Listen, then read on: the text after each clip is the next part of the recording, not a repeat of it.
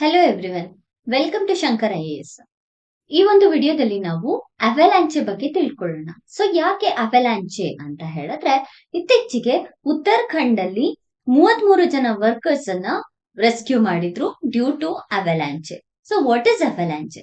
ಅವಲಾಂಚೆ ಅಂತ ಹೇಳಿದ್ರೆ rapid flow of snow, ice ಮತ್ತೆ ಡೆಬ್ರೀಸ್. ಸೊ ಯೂಶಲಿ ಸಡನ್ ಆಗಿ ಐಸ್ ಬ್ರೇಕ್ ಆದ್ರೆ ಅಥವಾ ಸ್ನೋ ಡೆಬ್ರೀಸ್ ಗಳು ಮೂವ್ ಆದ್ರೆ ಅದನ್ನ ನಾವು ಅವಲಾಂಚೆ ಅಂತ ಕರಿತೀವಿ. It's like a land slides, but land slide ಅಲ್ಲ. ಸೊ ಲ್ಯಾಂಡ್ ಸ್ಲೈಡ್ಸ್ ಅಲ್ಲಿ ಹೇಗೆ ಲ್ಯಾಂಡ್ಸ್ ಫಾಲ್ ಆಗೋದನ್ನ ನೋಡ್ತೀವಲ್ವಾ, ಅದೇ ರೀತಿ ಅವಲಾಂಚೆಯಲ್ಲಿ sudden movement of the ice ಆಗುತ್ತೆ. ಅದನ್ನ ನಾವು ಅವಲಾಂಚೆ ಅಂತ ಕರಿತೀವಿ. ಸೊ ಯೂಶಲಿ ಇದು ಹೆವಿ ರೈನ್ಫಾಲ್ ಆದಾಗ, heavy snowfall, rapid change in temperature ಮತ್ತೆ ಹ್ಯೂಮನ್ ಆಕ್ಟಿವಿಟೀಸ್ ಗಳೇನಾದ್ರೂ ಜಾಸ್ತಿ ಆದಾಗ ನಾವು ಅವಲಾಂಚೆಯನ್ನ ನೋಡ್ಬೋದಾಗತ್ತೆ. Types of avalanche, first one ಬಂದ್ಬಿಟ್ಟು ಲೂಸ್ ಸ್ನೋ. ಅಷ್ಟೇನ್ ಎಫೆಕ್ಟ್ ಆಗಲ್ಲ. ಇದು ಒಂಥರ ಫ್ಯಾನ್ ಶೇಪ್ ಅಲ್ಲಿ ಇರುತ್ತೆ. ಎಲ್ಲಿ ಸ್ಟಾರ್ಟ್ ಪಾಯಿಂಟ್ ಇರುತ್ತಲ್ಲ ಅಲ್ಲಿಂದ ನಿಧಾನವಾಗಿ ಸ್ನೋ ಫಾಲ್ ಆಗ್ತಾ ಬರುತ್ತೆ. ನೆಕ್ಸ್ಟ್ ಸ್ಲ್ಯಾಬ್ ಅಂತ ಹೇಳಿದ್ರೆ ಒಂದು ಲಾರ್ಜ್ ಸ್ನೋ ಏರಿಯಾ ಸಡನ್ ಆಗಿ ಹೋಗುತ್ತೆ ಅಥವಾ ಕೆಳಗಡೆ ಬೀಳುತ್ತೆ. ಅದನ್ನ ಸ್ಲ್ಯಾಬ್ ಅವಲಾಂಚೆ ಅಂತ ಕರಿತೀವಿ. ಅಂದ್ರೆ ಇದು ತುಂಬಾ ಡೇಂಜರಸ್, ಬಿಕಾಸ್ ಗಟ್ಟಿಯಾಗಿರುವಂತದ್ದು ಒಂದು ಬ್ರೇಕ್ ಆಗಿ ಕೆಳಗ್ ಬೀಳ್ತಿದೆ ಅಂತಂದ್ರೆ ತುಂಬಾನೇ ಹ್ಯೂಮನ್ ಎಫೆಕ್ಟ್ ಕೂಡ ಆಗತ್ತೆ. Next powder snow high speed ಅಲ್ಲಿ ಮೂವ್ ಆಗತ್ತೆ and it is mix with air ಮತ್ತೆ ಸ್ನೋ. ಗಾಳಿಯಲ್ಲೇನೆ ಸ್ನೋ ಮತ್ತೆ ಏರ್ ಎರಡೂ ಬರೋದನ್ನ ನಾವು ಪೌಡರ್ ಸ್ನೋ ಅಂತ ಕರಿತೀವಿ. ನೆಕ್ಸ್ಟ್ ವೆಟ್ ಅಂತ ಹೇಳಿದ್ರೆ ಹೆವಿ ಅನ್ಸ್ಟೇಬಲ್ ಆಗಿರುತ್ತೆ. ಯಾಕೆ ಅಂತ ಹೇಳಿದ್ರೆ ಮೆಲ್ಟಿಂಗ್ ಆಗತ್ತಲ್ವಾ ಸ್ನೋ, ಅದ್ರಿಂದ ಆಗೋದು. ಅಂದ್ರೆ ಟೆಂಪರೇಚರ್, ಕ್ಲೈಮೇಟ್ ಚೇಂಜ್ ಆಗ್ತಾ ಇರೋದ್ರಿಂದ ಸ್ನೋ ಏನಾಗುತ್ತೆ, ಮೆಲ್ಟ್ ಆಗ್ತಾ ಬರುತ್ತೆ. ಅದರಿಂದ ಆಗೋದು ವೆಟ್ ಅವಲಾಂಚೆ.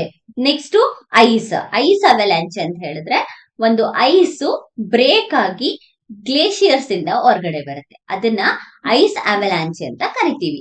ಇದಿಷ್ಟೇ ಅಲ್ಲ, ನಾವು ಬೇರೆ ಬೇರೆ ಟೈಪ್ ನಾವು ನೋಡ್ಕೊಂಡ್ರೆ ರಾಕ್ ಅವಲಾಂಚೆ, ಐಸ್ ಅವಲಾಂಚೆ ನಾವು ನೋಡ್ಕೊಂಡ್ವಿ. ಡೆಬ್ರೀಸ್ ಅವಲಾಂಚೆ ಇದನ್ನು ಕೂಡ ನೋಡ್ಕೋಬಹುದಾಗುತ್ತೆ. ಸೊ ರಾಕ್ ಅವಲಾಂಚೆ ಅಂತ ಹೇಳಿದ್ರೆ ಇದರಲ್ಲಿ ಲಾರ್ಜ್ ಸೆಡಿಮೆಂಟ್ಸ್ ಗಳು ಇರುತ್ತೆ. ಅದನ್ನ ನಾವು ರಾಕ್ ಅವಲಾಂಚೆ ಅಂತ ಕರಿತೀವಿ. ಹಾಗೆಯೇ ಡೆಬ್ರೀಸ್ ಅವಲಾಂಚೆ ಅಂತ ಹೇಳಿದ್ರೆ ಅನ್ಕನ್ಸಾಲಿಡೇಟೆಡ್ ಮೆಟೀರಿಯಲ್ಸ್ ಇರುತ್ತೆ. ಅಂದ್ರೆ ಲೂಸ್ ಸ್ಟೋನ್ಸ್ ಆಗಿರ್ಬೋದು, ಸಾಯಿಲ್ಸ್ ಆಗಿರ್ಬೋದು, ಈ ತರದಿರುತ್ತೆ. ಅದನ್ನ ಡೆಬ್ರೀಸ್ ಅವಲಾಂಚೆ ಅಂತ ಹೇಳ್ಬಿಟ್ಟು ಕರಿತೀವಿ. ಸೊ ಇದು types of avalanche we can see under this concept. So next causes of avalanche. So ಏನೇನೆಲ್ಲ ಕಾಸಸ್ ಅವಲಾಂಚೆ ಆಗೋದಕ್ಕೆ ಅಥವಾ ಸ್ನೋಫಾಲ್ ಆಗೋದಕ್ಕೆ ಅಥವಾ sudden moment of the snow melt ಆಗೋದಕ್ಕೆ ಅಂತ ಹೇಳಿದ್ರೆ, ಮೊದಲಿಗೆ human activity like increasing the tourism activity, constructional activities, developmental activities, ಇದೆಲ್ಲ ಏನಾಗ್ತದೆ, melting of the, especially snow region ಅಲ್ಲಿ ಮೆಲ್ಟಿಂಗ್ ಆಫ್ ದ ಸ್ನೋ ಆಗ್ತಿದೆ. ನೆಕ್ಸ್ಟ್ ಹೆವಿ ಸ್ನೋಫಾಲ್ಸ್, ಹೌದು, ವಿಂಡ್ ಆಕ್ಷನ್ಸ್ ಚೇಂಜ್ ಆಗೋದ್ರಿಂದ ಹೆವಿ ಸ್ನೋಫಾಲ್ ಕೂಡ ಆಗತ್ತೆ. Rapid temperature change, climate change, global warming and also industrial emissions ಆದಾಗ ಕೂಡ ಟೆಂಪರೇಚರ್ ಜಾಸ್ತಿ ಆಗುತ್ತೆ. ಇದರಿಂದ ಕೂಡ ಅವಲಾಂಚೆ ಆಗ್ತಿದೆ. ಸ್ಟೀಪ್ ಸ್ಲೋಪ್ಸ್ ಗಳು ಕ್ರಿಯೇಟ್ ಆಗೋದ್ರಿಂದ ಕೂಡ ಅವಲಾಂಚೆ ತುಂಬಾನೇ ಸ್ಪೀಡ್ ಆಗುತ್ತೆ ಸ್ಟೀಪ್ ಸ್ಲೋಪ್ ಇದ್ದಾಗ. Next vibration like earth quick ಆಗಿರ್ಬೋದು ಅಥವಾ ಯಾವ್ದಾದ್ರು ಹೈ ಇಂಪ್ಯಾಕ್ಟ್ ನಾಯ್ಸ್ ಕ್ರಿಯೇಟ್ ಆದಾಗ ಆ ಟೈಮ್ ಅಲ್ಲೂ ಕೂಡ ವೈಬ್ರೇಷನ್. ಯೂಶಲಿ ನಮ್ ಇಂಡಿಯಾ ಏನಾಗ್ತದೆ, ಯುರೇಷಿಯನ್ ಪ್ಲೇಟ್ ಕಡೆಗೆ ಮೂವ್ ಆಗ್ತಾ ಇದೆ. ಸೊ ಮೂವ್ ಆಗ್ತಾ ಇರೋದ್ರಿಂದ ಈ ಒಂದು ಹಿಮಾಲಯನ್ ರೀಜನ್ ನಲ್ಲಿ ಅರ್ತ್ ಕ್ವಿಕ್ ಕ್ರಿಯೇಟ್ ಆಗುತ್ತೆ. ಅದಕ್ಕೋಸ್ಕರನೇ ನಾವು ನೇಪಾಳ ಮತ್ತೆ ಇಂಡಿಯಾ ಬಾರ್ಡರ್ ರೀಜನ್ ನಲ್ಲಿ ಅರ್ತ್ ಕ್ವಿಕ್ ನಾವು ಜಾಸ್ತಿ ನೋಡ್ತೀವಿ. ಅಂಡ್ ಚೀನಾದಲ್ಲೂ ಇತ್ತೀಚೆಗೆ ಅರ್ತ್ ಕ್ವಿಕ್ ಆಗಿತ್ತು. ಸೊ ಈ ಟೈಮ್ ಅಲ್ಲಿ ಅರ್ತ್ ವೈಬ್ರೇಷನ್ ಕ್ರಿಯೇಟ್ ಆದಾಗ snowfall, sudden movement of the snowfalls ಆಗೋ ಚಾನ್ಸಸ್ ಇರುತ್ತೆ.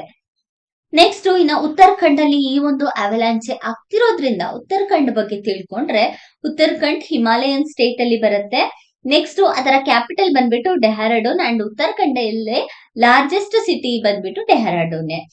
ಸೊ ಇತ್ತೀಚೆಗೆ ಫಾರ್ ಎಕ್ಸಾಂಪಲ್ ನಾವು ಜಿಯೋ ಸೈಂಟಿಸ್ಟ್ ಪೇಪರ್ ನ ತಗೊಂಡ್ರೆ, UPSC ಇಂದ ಬಂದಿರುವಂತಹ ಜಿಯೋ ಸೈಂಟಿಸ್ಟ್ ಅನ್ನ ತಗೊಂಡ್ರೆ ಅದರಲ್ಲಿ November 1 ಫೌಂಡೇಶನ್ ಡೇ ಯಾವ ಸ್ಟೇಟ್ಸ್ ಗಳಿಗೆ ಅಂತ ಕೇಳಿದ್ದಾರೆ. ಸೊ ಇಲ್ಲಿ ಈ ಒಂದು ಉತ್ತರಾಖಂಡ್ ನ್ಯೂಸ್ ಅಲ್ಲಿ ಇರೋದ್ರಿಂದ ಉತ್ತರಾಖಂಡ ಫಾರ್ಮೇಶನ್ ಆಗಿದ್ದು November 9th 2020 ಇದನ್ನು ಕೇಳೋ ಚಾನ್ಸಸ್ ಇರುತ್ತೆ. ನೆಕ್ಸ್ಟ್ 13 ಡಿಸ್ಟಿಕ್ ಇದೆ. ಯಾವ್ಯಾವ ಲ್ಯಾಂಗ್ವೇಜ್ ಮಾತಾಡ್ತಾರೆ ಅಂತ ಹೇಳಿದ್ರೆ ಹಿಂದಿ, ಘರ್ವಾಲಿ ಮತ್ತೆ ಕುಮಾವನಿ. ಈ ಲ್ಯಾಂಗ್ವೇಜ್ ಗಳನ್ನ ನಾವು ಹೆಚ್ಚಾಗಿ ಇಲ್ಲಿ ನೋಡ್ಬೋದಾಗತ್ತೆ. ಇಂಟರ್ನ್ಯಾಷನಲ್ ಬಾರ್ಡರ್ ಯಾವ್ದು ಅಂತ ಹೇಳಿದ್ರೆ ಚೀನಾ ಮತ್ತೆ ನೇಪಾಳ ಎರಡನ್ನ ನೋಡ್ಬೋದಾಗುತ್ತೆ. ಎರಡು ಕಂಟ್ರೀಸ್ ಈ ಒಂದು ಸ್ಟೇಟ್ ಗೆ ಬಾರ್ಡರ್ ಆಗಿದೆ. ನೆಕ್ಸ್ಟ್ ಜಿಯೋಗ್ರಫಿ ಮತ್ತೆ ಕ್ಲೈಮೇಟ್ ರಿಲೇಟೆಡ್ ನೋಡ್ಕೊಂಡ್ರೆ ಯಾವ್ಯಾವ ರಿವರ್ಸ್ ನಾವು ನೋಡ್ಬೋದಾಗತ್ತೆ ಅಂದ್ರೆ ಗಂಗಾ, ಯಮುನಾ, ಅಲಕ್ನಂದ್, ಭಗೀರಥಿ ರಿವರ್ ನ ನೋಡ್ಬೋದು. ಅಂಡ್ ಹೈಯೆಸ್ಟ್ ಪೀಕ್ ಬಂದ್ಬಿಟ್ಟು Nanda Devi peak, Nanda Devi national park ಅನ್ನ ಕೂಡ ನಾವು ನೋಡ್ಬೋದಾಗತ್ತೆ. ನಂದಾದೇವಿ ಬಯೋಸ್ಪಿಯರ್ ರಿಸರ್ವ್ ಕರೆಕ್ಟ್ ಅಲ್ಲ. ತ್ರಿಶೂಲ್ ಮತ್ತೆ ಕೇದಾರ್ನಾಥ್ ಹೈಯೆಸ್ಟ್ ಪೀಕ್ ಗಳು. ಕೇದಾರ್ನಾಥ್, ತ್ರಿಶೂರ್ ಮತ್ತೆ ನಂದಾದೇವಿ ಇದೆಲ್ಲ ಟೂರಿಸ್ಟ್ ಪ್ಲೇಸ್ ಗಳು ಕೂಡ ಹೌದು. ಹಾಗಾಗಿ ಎಕನಾಮಿಕಲ್ ಆಕ್ಟಿವಿಟೀಸ್ ಕೂಡ ತುಂಬಾನೇ ಜಾಸ್ತಿ ಇರುತ್ತೆ. ನೆಕ್ಸ್ಟ್ ಗ್ಲೇಷಿಯರ್ ಗಂಗೋತ್ರಿ, ಪಿಂಡಾರಿ ಮತ್ತೆ ಮಿಲಂ ಗ್ಲೇಷಿಯರ್ಸ್ ಗಳನ್ನ ನೋಡ್ಬೋದಾಗತ್ತೆ.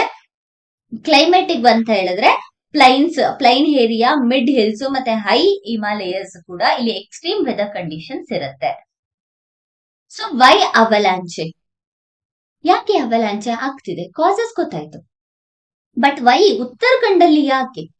ಬಿಕಾಸ್ ಲಾಸ್ಟ್ ಇಯರ್ ಕೂಡ ಉತ್ತರಾಖಂಡಲ್ಲಿ ಅವಲಾಂಚೆ ಆಗಿತ್ತು, ಹೌದಲ್ವಾ? ಸೊ ಯಾಕೆ ಉತ್ತರಾಖಂಡಲ್ಲಿ ಅಂತ ಹೇಳಿದ್ರೆ ಮೊದಲಿಗೆ ಕ್ಲೈಮೇಟ್ ಚೇಂಜ್. ಅವಲಾಂಚೆ ಆಗ್ತಿರೋದು ಕ್ಲೈಮೇಟ್ ಚೇಂಜ್ ಮತ್ತೆ ಗ್ಲೋಬಲ್ ವಾರ್ಮಿಂಗ್ ಮೂಲಕ. ಸೊ ನಮ್ಮ ಕ್ಲೈಮೇಟ್ ಅಲ್ಲಿ, ನಮ್ಮ ಅಟ್ಮಾಸ್ಫಿಯರ್ ಅಲ್ಲಿ ಟೆಂಪರೇಚರ್ ಏನ್ ರೈಸ್ ಆಗ್ತಿದೆ ಅದರಿಂದ ಮೆಲ್ಟಿಂಗ್ ಆಫ್ ದ ಸಿ ಆಗ್ತಿದೆ.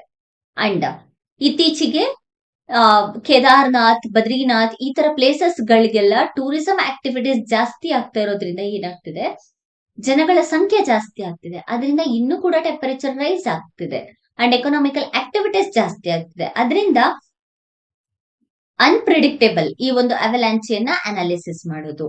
ನೆಕ್ಸ್ಟ್ ಹೈ ಆಲ್ಟಿಟ್ಯೂಡ್, ತುಂಬಾನೇ ಸ್ಟೀಪ್ ಸ್ಲೋಪ್ ಇದೆ. ಸೊ ಆಲ್ಟಿಟ್ಯೂಡ್ ಜಾಸ್ತಿನೇ ಇದೆ, ಕರೆಕ್ಟಾ? ಹಂಗಾಗಿ ಸ್ಲೋಪ್ ಏನಿದೆ ತುಂಬಾ ಸ್ಟೀಪ್ ಆಗಿದೆ. ಅದರಿಂದ ಕೂಡ ಅವಲಾಂಚೆ ತುಂಬಾನೇ ಫಾಸ್ಟ್ ಆಗಿ ಆಗ್ತಿದೆ ಉತ್ತರಾಖಂಡಲ್ಲಿ. ಅಂಡ್ ಹೆವಿ ಸ್ನೋಫಾಲ್ ಆದ್ರೂ ಕೂಡ ನಮ್ಗೆ ಏನಾಗತ್ತೆ, ಅವಲಾಂಚೆ ಆಗತ್ತೆ. ಯಾಕೆ ಹೆವಿ ಸ್ನೋಫಾಲ್, ಎಸ್ಪೆಷಲಿ ಯಾವ ಏರಿಯಾದಲ್ಲಿ ಜಾಸ್ತಿ ಸ್ನೋಫಾಲ್ ಆಗತ್ತೆ ಅಂತ ಹೇಳಿದ್ರೆ ಚಮೋಲಿ, ಉತ್ತರಕಾಶಿ ಮತ್ತೆ ಪಿಥೋರ್ಗರ್ ಅಲ್ಲಿ ನಾವು ಹೆಚ್ಚಿನ ಸ್ನೋಫಾಲ್ಸ್ ಅನ್ನ ನೋಡ್ಬೋದಾಗತ್ತೆ. ರ್ಯಾಪಿಡ್ ವೆದರ್ ಫ್ಲಕ್ಚುಯೇಷನ್ಸ್, ಅದೇ ಹೇಳಿದ್ನಲ್ಲ, ಕ್ಲೈಮೇಟ್ ಚೇಂಜ್, ಗ್ಲೋಬಲ್ ವಾರ್ಮಿಂಗ್ ಆಗೋದ್ರಿಂದ. ವೆಸ್ಟರ್ನ್ ಡಿಸ್ಟರ್ಬೆನ್ಸಸ್, ವಿಂಡ್ ಡೈರೆಕ್ಷನ್ ಕೂಡ ಚೇಂಜ್ ಆಗೋದ್ರಿಂದ ಆಗತ್ತೆ. ಗ್ಲೇಷಿಯಲ್ ಆಕ್ಟಿವಿಟಿ ಯಾವ್ಯಾವ ಪ್ಲೇಸ್ ಅಲ್ಲಿ ಅಂದ್ರೆ ಮನಾ, ಬದ್ರಿನಾಥ್, ಕೇದಾರ್ನಾಥ್ ಮತ್ತೆ ಬೇರೆ ಗ್ಲೇಷಿಯರ್ ಫೆಡ್, ಇಲ್ಲಿ ಈ ರೀಜನ್ಸ್ ಅಲ್ಲಿ ಜಾಸ್ತಿ ಗ್ಲೇಷಿಯರ್ ಆಕ್ಟಿವಿಟೀಸ್ ಗಳು ನಡೆಯುತ್ತೆ. ಸೊ ಇದರಿಂದ ಆಗಿದ್ರೆ ಯಾವುದೇ ರೀತಿಯಾದಂತಹ ಡೆವಲಪ್ಮೆಂಟಲ್ ಆಕ್ಟಿವಿಟೀಸ್ ನ ಮಾಡಬಾರ್ದ, ಇಲ್ಲಿ ಮಾಡ್ಬೇಕು. ಅಂಡ್ ಆಲ್ಸೋ ಇತ್ತೀಚೆಗೆ ಗವರ್ಮೆಂಟ್ ಟನಲ್ ಕನ್ಸ್ಟ್ರಕ್ಷನ್ ಇನಿಷಿಯೇಟಿವ್ಸ್ ಗಳನ್ನ ಕೂಡ ತಗೊಂಡ್ ಬರ್ತಾ ಇದೆ, ಹೌದಲ್ವಾ? ಸೊ ಇದೆಲ್ಲದ್ರಿಂದ ಏನಾಗ್ತಿದೆ, ಫ್ಲಡ್, ಅವಲಾಂಚೆ ಜಾಸ್ತಿ ಆದ್ರೆ ನಮ್ಗೆ ಫ್ಲಾಶ್ ಫ್ಲಡ್ ಕ್ರಿಯೇಟ್ ಆಗುತ್ತೆ. ಸೊ ಫ್ಲಾಶ್ ಫ್ಲಡ್ ಕ್ರಿಯೇಟ್ ಆದ್ರೆ ಅರ್ಬನ್ ಫ್ಲಡ್ಡಿಂಗ್ಸ್ ಆಗುತ್ತೆ. ಸೊ ಇದರಿಂದ ವಾಟರ್ ಬಾರ್ನ್ ಡಿಸೀಸಸ್ ಆಗೋ ಚಾನ್ಸಸ್ ಇರುತ್ತೆ. ಅಂಡ್ ಆಲ್ಸೋ ಇದೆಲ್ಲ ಆಗ್ತಿರೋದು ಐಸ್ ರೀಜನ್ ಅಲ್ಲಿ. ಸೊ ಐಸ್ ರೀಜನ್ ಅಲ್ಲಿರುವಂತಹ ನಮ್ಮ ಎನ್ವಿರಾನ್ಮೆಂಟಲ್ ಸ್ಪೀಸೀಸ್ ಗಳಿಗೆ ಪ್ರಾಬ್ಲಮ್ ಕೂಡ ಆಗುತ್ತೆ. ಸೊ ಕ್ರಿಟಿಕಲಿ ಎಂಡೇಂಜರ್ಡ್ ಲಿಸ್ಟ್ ಅಲ್ಲಿ ಇರುವಂತಹ ಸ್ಪೀಸೀಸ್ ಗಳು ನಮ್ಗೆ ಇನ್ನೂ ಕೂಡ ರೆಡ್ಯೂಸ್ ಆಗ್ತಾ ಬಂದ್ರೆ ತುಂಬಾನೇ ಪ್ರಾಬ್ಲಮ್ ಆಗುತ್ತೆ. ಸೊ ನೆಕ್ಸ್ಟ್ ಇಂಪ್ಯಾಕ್ಟ್, ಯಾವ ರೀತಿಯ ಇಂಪ್ಯಾಕ್ಟ್ ಆಗ್ತಿದೆ ಅಂತ ಹೇಳಿದ್ರೆ ಬಾರ್ಡರ್ ರೋಡ್ ಆರ್ಗನೈಸೇಷನ್ಸ್ ಮತ್ತೆ ಹೈಡ್ರೋ ಪವರ್ ಪ್ರಾಜೆಕ್ಟ್ಸ್ ಗಳು ತರೋದ್ರಿಂದ ಆಗ್ತಿದೆ. Deforestation and road cuttings, deforestation ಅಂದ್ರೆ ಹಿಮಾಲಯನ್ ರೀಜನ್ ಇದೆ ಅಂತ ಹೇಳಿದ್ರೆ ರೋಡ್ ಗಳ ಕನ್ಸ್ಟ್ರಕ್ಷನ್ ಗೋಸ್ಕರ ಏನ್ ಮಾಡ್ತಾ ಇದ್ದಾರೆ, ಆ ರೀಜನ್ಸ್ ಗಳನ್ನ ಕಟ್ ಮಾಡ್ತಾ ಇದ್ದಾರೆ. ಅಂಡ್ ಡಿಫಾರೆಸ್ಟೇಷನ್ ಆಕ್ಟಿವಿಟೀಸ್ ಗಳು ಜಾಸ್ತಿ ಆಗ್ತಾ ಇದೆ, ಟೂರಿಸಂ ಆಕ್ಟಿವಿಟೀಸ್ ಜಾಸ್ತಿ ಆಗ್ತಾ ಇದೆ. And seismic activity, Himalayan region tectonic movement ಆಗ್ತಿರೋದ್ರಿಂದ ಹಿಮಾಲಯನ್ ರೀಜನ್ ಅಲ್ಲಿ ಸಿಸ್ಮಿಕ್ ಆಕ್ಟಿವಿಟಿ ಕೂಡ ಜಾಸ್ತಿ ಆಗ್ತಿದೆ. ಇದರಿಂದ ಜಾಸ್ತಿ ಅವಲಾಂಚೆಗೆ ಇಂಪ್ಯಾಕ್ಟ್ ಆಗ್ತಿದೆ. ಸೊ ಇದನ್ನ ರೆಡ್ಯೂಸ್ ಮಾಡೋದಕ್ಕೆ ಏನೆಲ್ಲ ಸ್ಟೆಪ್ಸ್ ಗಳನ್ನ ತಗೊಂಡಿದೆ ಗವರ್ಮೆಂಟ್ ಅಂತ ಹೇಳಿ ನೋಡ್ಕೊಳ್ಳೋಣ. So first one, snow and avalanche study establishment. ಯಾರು ತಗೊಂಡ್ಬಂದಿರೋದು ಇದನ್ನ? DRDO ತಗೊಂಡ್ಬಂದಿರೋದು. ಸೊ ಇದರಿಂದ ನಮ್ಗೆ ಆಟೋಮ್ಯಾಟಿಕ್ ವೆದರ್ ಸ್ಟೇಷನ್ಸ್ ಗಳನ್ನ ತಗೊಂಡ್ಬರ್ತಾ ಇದ್ದಾರೆ. ಅಂಡ್ ರಿಮೋಟ್ ಸೆನ್ಸಿಂಗ್ ಅಂದ್ರೆ ಜಿಯೋಗ್ರಫಿಕ್ ಇನ್ಫಾರ್ಮೇಶನ್ ಸಿಸ್ಟಮ್ಸ್ ಗಳನ್ನ ಕಲೆಕ್ಟ್ ಮಾಡ್ಬಿಟ್ಟು ರಿಮೋಟ್ ಸೆನ್ಸಿಂಗ್ ಮೆಥಡ್ ನ ಯೂಸ್ ಮಾಡ್ಬಿಟ್ಟು ಅವಲಾಂಚೆಯನ್ನ ಮೆಷರ್ ಮಾಡ್ತಾ ಇದ್ದಾರೆ, ಅಥವಾ ಅವಲಾಂಚೆಯನ್ನ ಯಾವಾಗ ಆಗುತ್ತೆ ಅಂತ ಹೇಳ್ಬಿಟ್ಟು ಅನಾಲಿಸಿಸ್ ಮಾಡ್ತಿದ್ದಾರೆ. ನೆಕ್ಸ್ಟ್ ಸಿಸ್ಮಿಕ್ ಸೆನ್ಸರ್ಸ್ ಗಳನ್ನ ಯೂಸ್ ಮಾಡ್ತಿದ್ದಾರೆ. ಇಷ್ಟೇ ಅಲ್ಲ, ಸಡನ್ ಆಗಿ ಅಲ್ಲಿರುವಂತಹ ಜನಗಳಿಗೆ ಅವೇರ್ನೆಸ್ ನ ಕೊಡೋದಕ್ಕೋಸ್ಕರ ಆಪ್ಸ್ ಗಳನ್ನ ತಗೊಂಡ್ಬರ್ಬೇಕು ಅಂಡ್ ಕ್ಯಾಂಪೇನ್ಸ್ ಗಳನ್ನ ಕೂಡ ಮಾಡ್ಬೇಕಾಗತ್ತೆ. Next defence geo informatic research establishment, ಇದು ಆರ್ಟಿಫಿಷಿಯಲ್ ಇಂಟೆಲಿಜೆನ್ಸ್ ಮಾಡೆಲ್. ಇದರಿಂದ ಕೂಡ ನಾವು ಅವಲಾಂಚೆಯನ್ನ ಐಡೆಂಟಿಫೈ ಮಾಡಬಹುದು. ನೆಕ್ಸ್ಟ್ ಸ್ಯಾಟಲೈಟ್ ಮತ್ತೆ ರಿಮೋಟ್ ಸೆನ್ಸಿಂಗ್ ಯಾವ್ದು ಅಂತ ಹೇಳಿದ್ರೆ, ಇಸ್ರೋ ತಗೊಂಡ್ಬಂದಿರುವಂತಹ ರಿಸ್ಯಾಟ್, ಕಾರ್ಟೋಸ್ಯಾಟ್ ಮತ್ತೆ ಇನ್ಸ್ಯಾಟ್ ಮತ್ತೆ ಸಾರ್ ನ ಯೂಸ್ ಮಾಡ್ಬಿಟ್ಟು ಕೂಡ ಮೆಷರ್ ಮಾಡಬಹುದು ಅಥವಾ ಅವೇರ್ನೆಸ್ ನ ತಗೊಂಡ್ಬರ್ಬಹುದು. ನೆಕ್ಸ್ಟ್ ಡ್ರೋನ್ಸ್ ಗಳನ್ನ ಯೂಸ್ ಮಾಡೋದು ಅಂದ್ರೆ ನ್ಯಾಷನಲ್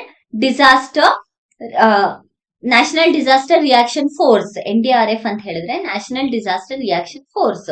ಸೊ NDRF ಮತ್ತೆ ಇಂಡಿಯನ್ ಟಿಬೆಟ್ ಬಾರ್ಡರ್ ಪೊಲೀಸ್ ಮತ್ತೆ ಬಾರ್ಡರ್ ರೋಡ್ ಆರ್ಗನೈಸೇಷನ್ಸ್ ಇವರೆಲ್ಲ ಏನ್ ಮಾಡ್ತಾ ಇದಾರೆ, ಡ್ರೋನ್ಸ್ ಗಳನ್ನ ಯೂಸ್ ಮಾಡ್ಬಿಟ್ಟು sudden movement of the ice ಏನಾದ್ರು ಆಗ್ತಿದ್ಯಾ ಇಲ್ವಾ ಅಂತ ಹೇಳ್ಬಿಟ್ಟು ಯಾವಾಗ್ಲೂ ಕೂಡ ಅಂದ್ರೆ ಟೈಮ್ ಟು ಟೈಮ್ ಮೆಜರ್ಮೆಂಟ್ ಗಳನ್ನ ಅಥವಾ ಟೈಮ್ ಟು ಟೈಮ್ ಅನಾಲಿಸಿಸ್ ನ ಮಾಡ್ತಾ ಇದ್ದಾರೆ.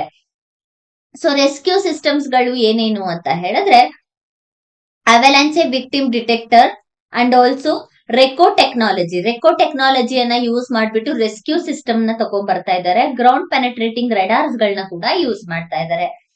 ಫರ್ದರ್ ಟೆಕ್ನಾಲಜೀಸ್ ಯಾವ್ಯಾವ ತರ ಅಂತ ಹೇಳಿದ್ರೆ, ಮೊದಲಿಗೆ ಕಮ್ಯುನಿಕೇಶನ್ ಮತ್ತೆ ಜಿಯೋಗ್ರಫಿಕಲ್ ಇನ್ಫಾರ್ಮೇಶನ್ ಸಿಸ್ಟಮ್ ಗಳನ್ನ ತಗೊಂಡ್ಬರ್ಬೇಕು. ಅಂದ್ರೆ ಇವಾಗ ಕ್ಯಾಂಪೇನ್ಸ್ ಗಳು ಅವೇರ್ನೆಸ್ ನ ಸ್ಪ್ರೆಡ್ ಮಾಡೋದಕ್ಕೆ, ಮತ್ತೆ ಸಡನ್ ಈ ತರ ಐಸ್ ಮೆಲ್ಟ್ ಆಗ್ತಿದೆ ಅಂತ ಹೇಳಿದ್ರೆ ಜನಗಳಿಗೆ ಅಲಾರಾಮ್ ನ ಕೊಡೋದಕ್ಕೆ ಈ ರೀತಿಯಾದಂತಹ ಸಿಸ್ಟಮ್ಸ್ ಗಳನ್ನ ತರಬೇಕಾಗತ್ತೆ ಅಂತ ಹೇಳಲಾಗ್ತದೆ. Next artificial triggerings, control explosions and artillery shelling. So usually explorations ಬಹಳನೇ ಆಗ್ತಿದೆ. ಟನಲ್ ಕನ್ಸ್ಟ್ರಕ್ಷನ್ ಆಗಿರ್ಬೋದು, ಟನಲ್ ಕನ್ಸ್ಟ್ರಕ್ಷನ್ ಮಾಡುವಾಗ ಗೌರ್ಮೆಂಟ್ ಹೇಳಿತ್ತು, ಗೌರ್ಮೆಂಟ್ಗೆ ರಿಪೋರ್ಟ್ ಕೊಟ್ಟಿದ್ರು, ಟನಲ್ ಕನ್ಸ್ಟ್ರಕ್ಷನ್ ಮಾಡುವಾಗ ಇದು ವರ್ಕೌಟ್ ಆಗಲ್ಲ, ಸಡನ್ ಮೂವ್ಮೆಂಟ್ ಆಗುತ್ತೆ, ಸೊ ಇದು ಬ್ರೇಕ್ ಆಗೋ ಚಾನ್ಸಸ್ ಇರುತ್ತೆ ಅಂಡ್ ಟೆರೈನ್ ತುಂಬಾ ಡಿಫಿಕಲ್ಟ್ ಇರೋದ್ರಿಂದ ಕಷ್ಟ ಆಗತ್ತೆ ಅಂತ. ಬಟ್ ಆದ್ರೂ ಕೂಡ ಟನಲ್ ಕನ್ಸ್ಟ್ರಕ್ಷನ್ ನ ಸ್ಟಾರ್ಟ್ ಮಾಡಿದ್ರು, ಅದರಿಂದ ನಾವು ತುಂಬಾನೇ ಅನುಭವಿಸಿದೀವಿ ಕೂಡ, ಕರೆಕ್ಟ್ ಅಲ್ವಾ? ಸೊ ಈ ತರ ಇಶ್ಯೂಸ್ ಗಳು ಕೂಡ ಆಗುವಂತಹ ಚಾನ್ಸಸ್ ಇರುತ್ತೆ. ಅದನ್ನೆಲ್ಲ ಮಾಡೋದಕ್ಕೆ ಎಕ್ಸ್ಪಾನ್ಷನ್ ಮಾಡೋದನ್ನ ನಾವು ಕಡಿಮೆ ಮಾಡಬೇಕು. ಮತ್ತೆ ಮಾಡೋದಕ್ಕಿಂತ ಮುಂಚೆ ನೆಸೆಸಿಟಿ ಸ್ಟೆಪ್ಸ್ ಗಳನ್ನ ತಗೊಬೇಕಾಗತ್ತೆ. ನೆಕ್ಸ್ಟ್ ಇದ್ರ ಮೇಲೆ ಒಂದು ಕ್ವಶನ್ ಇದೆ, consider the following: explosion, high temperature, topography, western disturbance, snowfall.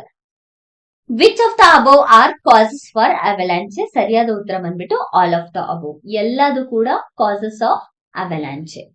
So ಇದನ್ನ ಮೇನ್ಸ್ ಮತ್ತೆ ಪ್ರಿಲಿಮ್ಸ್ ಎರಡರಲ್ಲೂ ಕೇಳೋ ಚಾನ್ಸಸ್ ಇರುತ್ತೆ. ಮೇನ್ಸ್ ಅಲ್ಲಿ ಕೇಳಿದ್ರೆ ನಿಮ್ಗೆ ವಾಟ್ ಈಸ್ ಅವಲಾಂಚೆ, ಕಾಸಸ್ ಮತ್ತೆ ನೆಸೆಸರಿ ಸ್ಟೆಪ್ಸ್ GS 3 ಅಲ್ಲಿ ಡಿಸಾಸ್ಟರ್ ಮ್ಯಾನೇಜ್ಮೆಂಟ್ ಅಲ್ಲಿ ನೋಡ್ಬೋದಾಗತ್ತೆ ಅಂಡ್ GS 1 ಅಲ್ಲಿ ಜಿಯೋಗ್ರಫಿ ಅಂಡರ್ ಅಲ್ಲಿ ಕೂಡ ನೋಡ್ಬೋದಾಗತ್ತೆ. ಪ್ರಿಲಿಮ್ಸ್ ಪರ್ಸ್ಪೆಕ್ಟಿವ್ ಆಗಿ ಈ ಒಂದು ಅವಲಾಂಚೆಯನ್ನ ಕಂಟ್ರೋಲ್ ಮಾಡೋದಕ್ಕೆ ಗೌರ್ಮೆಂಟ್ ತಗೋಬರ್ತಿರುವಂತಹ ಆಪ್ಸ್ ಗಳಾಗಿರ್ಬೋದು ಅಥವಾ ಟೆಕ್ನಾಲಜೀಸ್ ಬಗ್ಗೆ ಕೂಡ ಕ್ವಶನ್ಸ್ ಕೇಳ್ತಾರೆ. ಮತ್ತೆ Uttarakhand geographical perspective places in news ಅಲ್ಲೂ ಕೂಡ ಕ್ವಶನ್ ನ ಮಾಡೋ ಚಾನ್ಸಸ್ ಇರುತ್ತೆ. Thank you for watching. Please share and subscribe.